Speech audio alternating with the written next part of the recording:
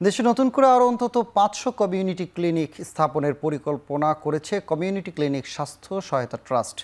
বুধবার দুপুরে community clinic স্বাস্থ্য ট্রাস্টের সভাকক্ষে সংবাদ সম্মেলনে কথা বলেন ট্রাস্টের ব্যবস্থাপনা পরিচালক আক্তারুজ্জামান। উন্নয়ন সহযোগী সংস্থা জাইকার অর্থায়নে এই উদ্যোগ বাস্তবায়িত হলে প্রাথমিক স্বাস্থ্যসেবার বিস্তৃত নেটওয়ার্ক গড়ে উঠবে। এই মুহূর্তে দেশের বিভিন্ন জায়গা থেকে আবেদন নেওয়া হচ্ছে। যারা জমি দিতে আগ্রহী তারা যদি নোটারি করে ৩০০ টাকার স্ট্যাম্পে আন্ডারটেকিং দেন তাদের আবেদনকে অগ্রাধিকার দেওয়ার কথা জানিয়েছে কমিউনিটি ক্লিনিক স্বাস্থ্য সহায়তা ট্রাস্ট।